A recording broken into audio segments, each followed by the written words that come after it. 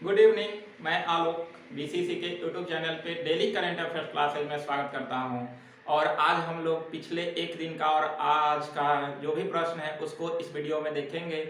लेकिन इससे पहले आपको मैं बताऊंगा कि आपको इस चैनल पे बीसीसी के यूट्यूब चैनल पे statics GK series daily current affair series 1 अगस्त से ही चल रहा है। आप सभी उसको देख सकते हैं और अपने तैयारी को बेहतर कर सकते हैं। सबसे बड़ी बात है कि आपको इस चैनल पे डेली करंट अफेयर्स क्लासेज में बेसिक जानकारियां दिया जाता है। अब बेसिक चीजें को सीखेंगे, इसलिए आप सभी इस क्लास को फॉलो करें और अपने तैयारी को बेहतर करें। यह मंच आपके तैयारी को बेहतर करने के लिए आया है और इस मंच पे आइए और अपने जो भी दोस्त हैं उनको भी बुलाइए और उनको भी तैयारी करने के लिए यहां से प्रेरित करें और अपने तैयारी को बेहतर करें। आपको जो भी करंट रहता है उसमें बेसिक कॉन्सेप्ट को मैं देता हूं ताकि आपका जो भी बेसिक चीज है वो क्लियर हो। इसी तरह आपका स्टैटिक्स जीके सीरीज में भी आपको बेसिक जानकारियां दिया जाता है, सीरीज से बताया जाता है, कॉन्सेप्ट का विकास किया जाता है और इसी तरह अपने तैयारी करते रहें और अपने तैयारी को बेहतर बनाएं और परीक्षा में जबरदस्त प्रदर्शन करें। और इसी के साथ आइए आज के जो भी महत्वपूर्ण बिंदु है उसको हम लोग देखते हैं, चाहे वो नेशनल हो फिर इंटरनेशनल ही हो। ऐसे प्रश्नों को हम देखेंगे जो हमारे परीक्षा में पूछे, वैसे प्रश्नों को देखना है। तो इसी तरह से हम लोग करते रहें और आने वाला है आपका जो भी परीक्षा, देखिए कि अभी बिहार दरोगा, बीपीएससी सभी एग्जाम डेट जनवरी फरवरी में दिया हुआ है। एनटीपीसी मेंस होगा, ग्रुप डी होगा, एग्जाम का तो जो है वो पूरा लाइन लग चुका है। तो आप तैयारी उसी तरह करें कि आपका एग्जाम में जबरदस्त परफॉर्मेंस हो और आपका रिजल्ट सुनिश्चित हो। इसी के साथ आइए आज के जो भी महत्वपूर्ण बिंदु है उसको देखते हैं। लेकिन प्लीज आप सभी क्लास को शेयर करना नहीं भूले। और क्या कह रहा है आज का प्रश्न, एक नंबर में है कि अंतरिक्ष में अपना पहला सौर अन्वेषण उपग्रह सी है, ध्यान रखिएगा सी है, जिसका अर्थ होता है सूर्य की देवी। ठीक है, सी है सूर्य की देवी, किसका अर्थ होता है सीहे का।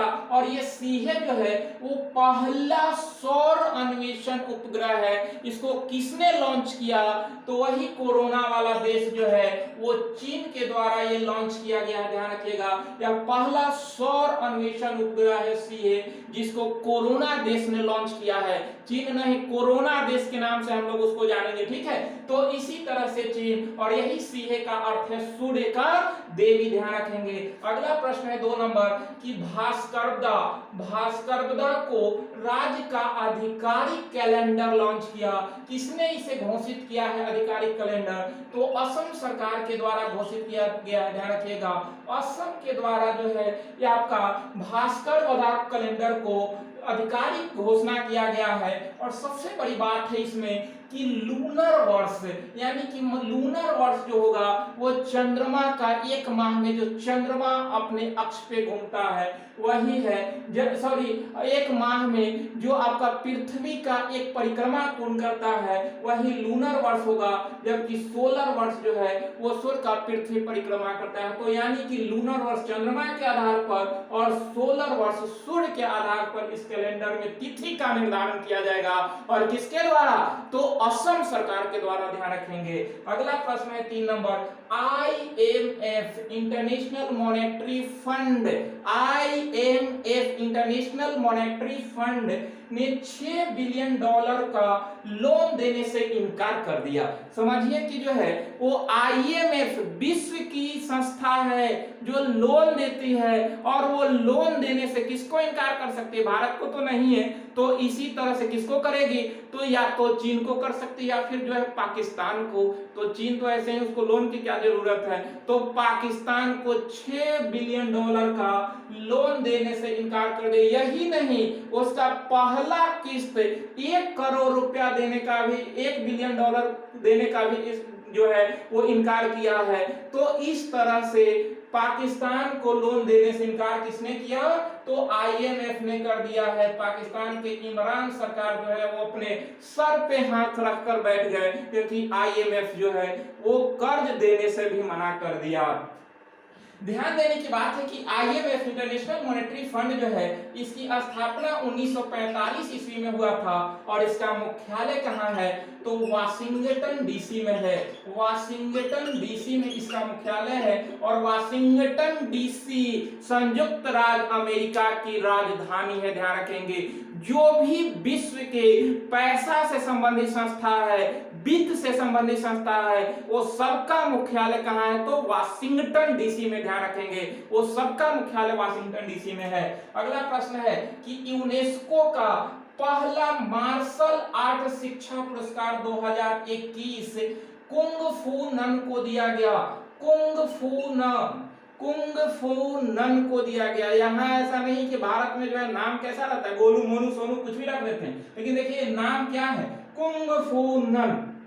यहाँ रहता है तो इसको लोग शॉर्ट करके या तो फू कसते ना तो न कसते, ठीक है। लेकिन यहाँ आपका जो है कुंग फू इनका नाम है और इनको पहला मार्शल आर्ट शिक्षा पुरस्कार 2021 दिया गया यूनेस्को के द्वारा। ध्यान रखेंगे, यूनेस्को दिया है।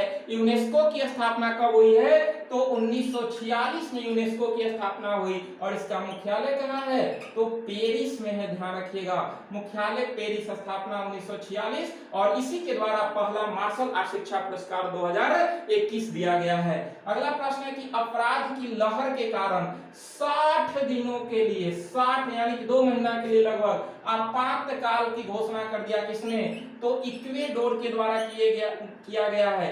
इक्वेडोर जो है वो 60 दिन के लिए आपातकाल घोषित किया है। किसके लिए, तो नशीली पदार्थ एवं ड्रग्स तस्करी के अपराध बढ़ने के कारण 60 दिनों का अपराध घोषित किया। किसने, तो इक्वेडोर ने घोषित किया है। ध्यान रखिए, बहुत महत्वपूर्ण प्रश्न है। मैं बार बार कह रहा हूं कि करेंट को जो है वो अपना डेली रूटीन में शामिल करे, नहीं तो आगे चलकर आपको बहुत पछतावा होगा। क्योंकि चाहे बिहार दरोगा हो, बीपीएससी हो, एनटीपीसी हो, सब में निर्णायक भूमिका यही निभाने वाला है। और पूरे दिन का जो क्रीम होता है मैं लाकर इस मंच पे रखता हूं ताकि आपका परीक्षा में एक भी प्रश्न न छूटे और साथ साथ बेसिक जानकारियां भी नहीं छूटे। इसी तरह आप डेली आधा घंटा जो है वो इस चैनल पे दे ताकि आपका तैयारी बेहतर हो जाए और परीक्षा में आपका परफॉर्म अच्छा रहे। अगला है कि सोशल मीडिया प्लेटफॉर्म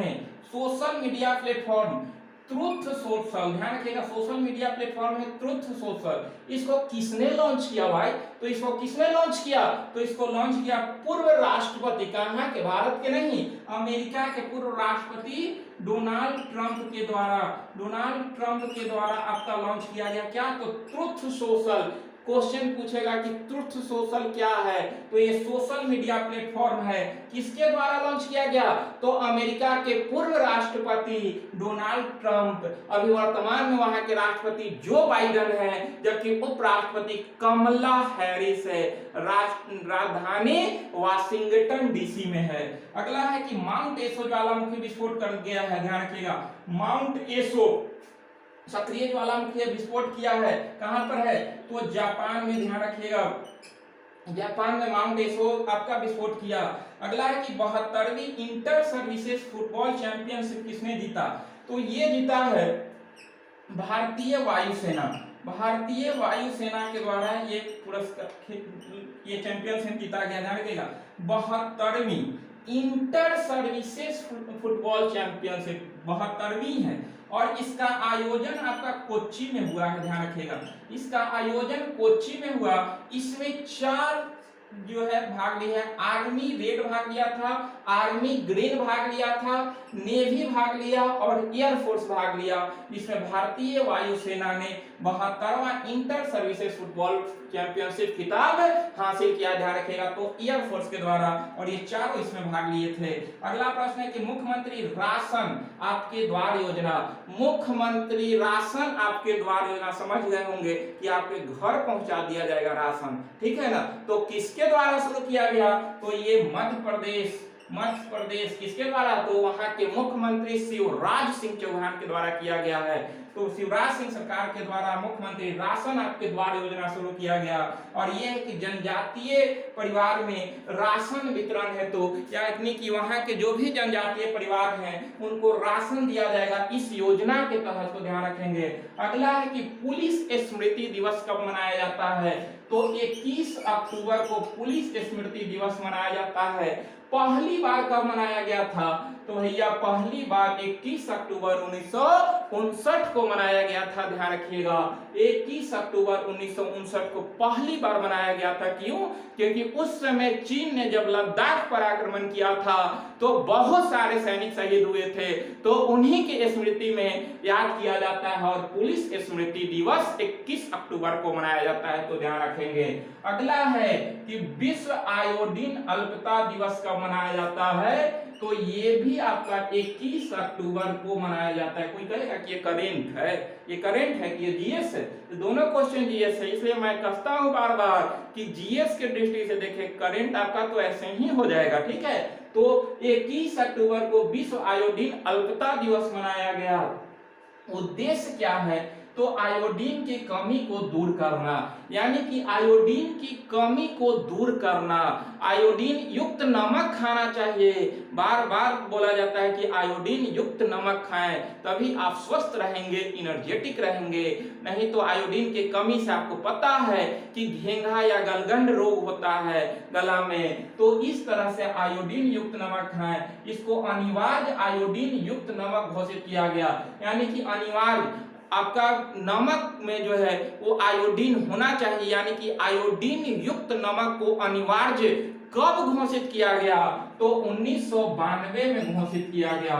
1992 में आयोडीन युक्त नमक को अनिवार्य घोषित किया गया, ध्यान रखेंगे। अगला है कि rule of law index 2021, rule of law index 2021 में आपको जारी किसने किया, तो विश्व न्याय परियोजना WJP के द्वारा जारी किया गया रूल ऑफ लॉ इंडेक्स 2021। और इसमें फर्स्ट स्थान पे डेनमार्क है, आपका लास्ट पर वेनेजुएला है जो कि 139वां स्थान पर है। फर्स्ट पे डेनमार्क, से लास्ट पर वेनेजुएला और अपना भारत है 79 पर। तो Bharat 79, first Denmark, last Venezuela. और ये किसने जारी किया, तो रूल ऑफ लॉ इंडेक्स 2021 को जारी किया विश्व न्याय परियोजना, ठीक है। अगला प्रश्न है कि डेम सेड्रा मेसन, नाम तो मिलता है अजूबा अजूबा, ठीक है। तो डेम सेड्रा मेसन को राष्ट्रपति किसने नियुक्त किया, तो राष्ट्रपति नियुक्त किया गया बारबाडोज को। ध्यान रखिएगा कि बारबाडोज के राष्ट्रपति बनी डेम सेड्रा मेसन, ये महिला है, ध्यान रखेंगे ये महिला है डेम सेड्रा मेसन, और ये बारबाडोज की राष्ट्रपति नियुक्त हुई है।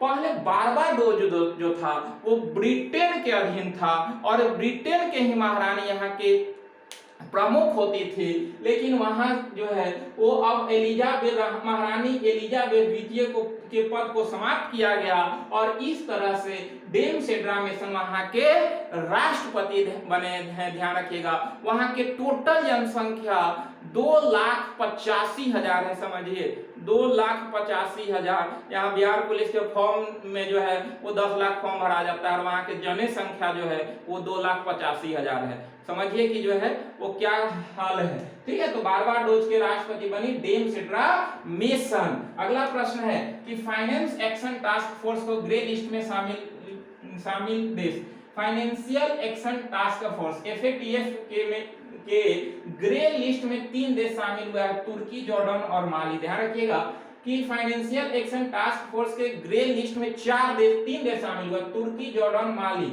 इसमें क्या होता है कि आपका ग्रे लिस्ट में जो शामिल होता है वहां पे निगरानी किया जाता है और रेड लिस्ट में वहां पे पूरी तरह से प्रतिबंध लगा दिया जाता है, जो आतंकवाद को बढ़ावा देता है उसी के लेकर ग्रे लिस्ट और रेड लिस्ट ये जारी करती है financial action task force.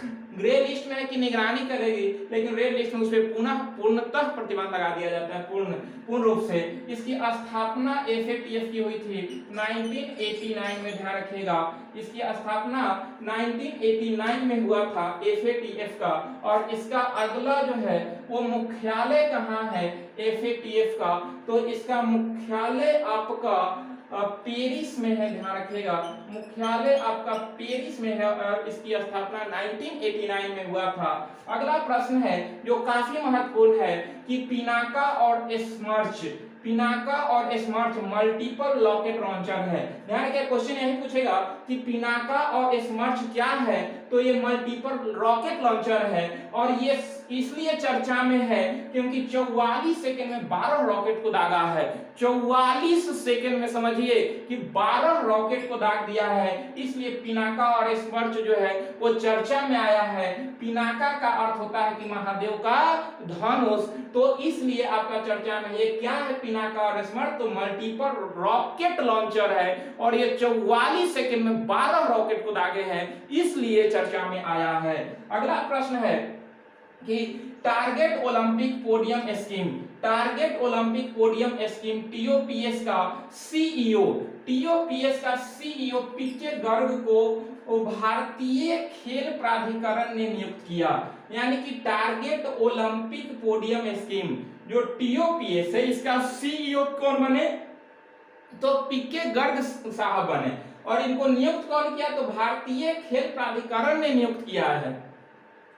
TOPS का उद्देश्य क्या है, तो ओलंपिक में भारत के पदक को बढ़ाना। यानी कि ओलंपिक खेल जो होता है, अभी देखिए कि टोक्यो ओलंपिक हुआ, पैरा ओलंपिक हुआ, तो ओलंपिक में पदक को बढ़ाने के लिए उसे प्रेरित करना, यही टीओपीएस का मुख्य उद्देश्य है और इसकी स्थापना 2014 में हुआ था। ध्यान रखिएगा, टीओपीएस का इसकी स्थापना 2014 में हुआ और इसका मुख्य उद्देश्य यही है कि ओलंपिक में भारतीय के पदक को बढ़ावा देना। अगला है कि सखारोव पुरस्कार 2021 किसको दिया गया, तो एलेक्सी नोवलिन को दिया गया। एलेक्सी नोवलिन को सखारोव पुरस्कार दिया गया जो मानवाधिकार पुरस्कार होता है। ये सखारोव पुरस्कार जो है वो मानवाधिकार पुरस्कार है और ये किसको दिया गया, तो एलेक्सी नोवलिन को दिया गया। एलेक्सी नोवलिन को दिया गया और ये कौन है, तो रूस के विपक्ष के नेता हैं और इन्हें सखारोव पुरस्कार 2021 दिया गया। क्यों, क्योंकि आवाज उठाने के लेकर हमारे राहुल गांधी को भी एक पुरस्कार दे देना चाहिए, वो भी बहुत आवाज उठाते हैं, ठीक है। तो इसी तरह ये भी हमारे जो है राहुल गांधी देश के विपक्ष के नेता हैं, उसी तरह रूस के विपक्ष के नेता एलेक्सी नोवलिन थे, इनको जो है ये मानवाधिकार पुरस्कार दिया गया क्योंकि जो है इन्होंने आवाज उठाया था। तो इस तरह से जो है वो सखारोव पुरस्कार का संबंध मानवाधिकार से संबंधित है, ध्यान रखेंगे। यूरोपीय संघ द्वारा ये पुरस्कार दिया जाता है, यानी कि सखारोव पुरस्कार किसके द्वारा दिया जाता है, तो यूरोपीय संघ देता है और यूरोपीय संघ में शामिल देश टोटल कितने हैं, ध्यान रखिएगा। प्रश्न पूछता है, बेसिक कॉन्सेप्ट है, मैं बार बार कहता हूं कि बेसिक जानकारियां मिलता है इस मंच पे, इसलिए बेसिक चीज को आप सीखें। यूरोपीय संघ में शामिल देश कितने हैं, तो 27 और यूरोपीय संघ ही सखारोव पुरस्कार देती है। दिया गया किसको, तो एलेक्सी नोवलिन को दिया गया जो रूस के विपक्ष के नेता है और इसका मुख्यालय कहां है यूरोपीय संघ का, तो ब्रुसेल्स में है, ध्यान रखिएगा। यूरोपीय संघ का मुख्यालय ब्रुसेल्स में है। अगला को प्रश्न है कि भारतीय अंतरराष्ट्रीय फिल्म महोत्सव का आयोजन जो कि 52वां संस्करण है, ये 52वां संस्करण का आयोजन गोवा में होगा जहां की राजधानी पणजी है। मुख्यमंत्री प्रमोद सावंत साहब हैं, ध्यान रखिएगा। 51वां भी आपका गोवा में ही हुआ था, तो 52वां भी आपका गोवे में होगा, ध्यान रखिएगा। अगला है कि देवरीगढ़ वन्यजीव अभयारण्य अभी चर्चा में है काफी, ये कहां पर स्थित है, तो ये है आपका ओडिशा में स्थित है, ध्यान रखेंगे।